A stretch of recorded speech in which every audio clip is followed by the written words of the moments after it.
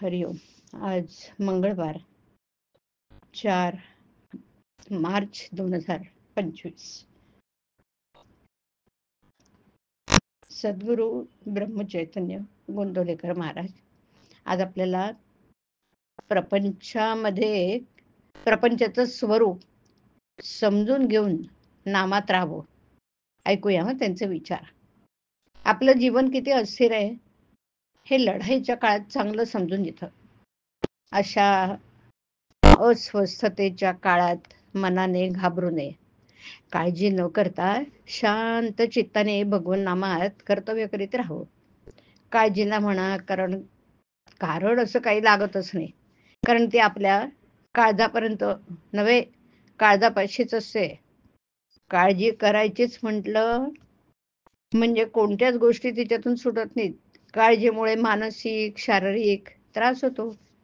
ज्याला काळजी नाही त्याने भगवंत आपलासा करून घेतला असं समजावं. भगवंतावर पूर्ण विश्वास टाकून तुम्ही काळजी करण्याचं एकदम बंद करा. ज्याप्रमाणे कुणाचीही कुंडली मांडली, मग तो श्रीमंत असो गरीब असो, तरी त्याच्यामध्ये सर्व ग्रह येणारच, यायचेच. अगदी त्याचप्रमाणे जन्मलेल्या प्रत्येक प्राण्याला सर्व विकार असायचेच. भगवंताचे अवतार जरी झाले किंवा साधू पुरुष जरी झाले तरी त्यांनाही विकार असतातच.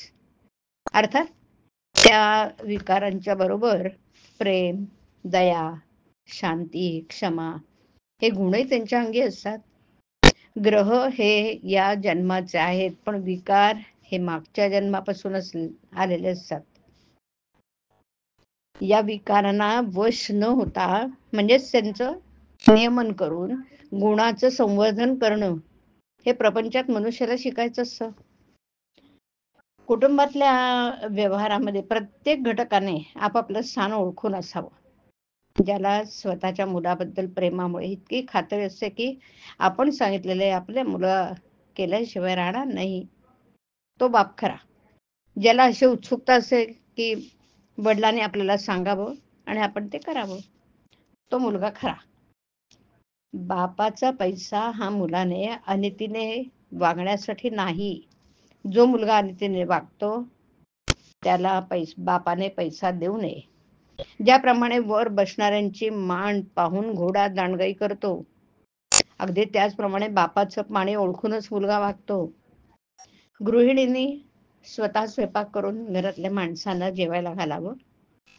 त्या करण्यामध्ये प्रेम असतं.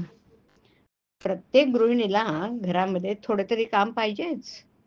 खरोखर विवाहामध्ये बंधनं फार आहेत, कारण ते अत्यंत पवित्र गोष्ट आहे. जो मनुष्य तरुणपणी स्वाभाविक रीतीने आणि नीती नियमानुसार वागेल त्याला म्हातारपण मुळीच दुःखदायक होणार नाही. आज ज्याने चांगले वागण्याचा निश्चय केला ना, त्याचे मागचे फुसलेच भगवंत रोज संधी देतोय.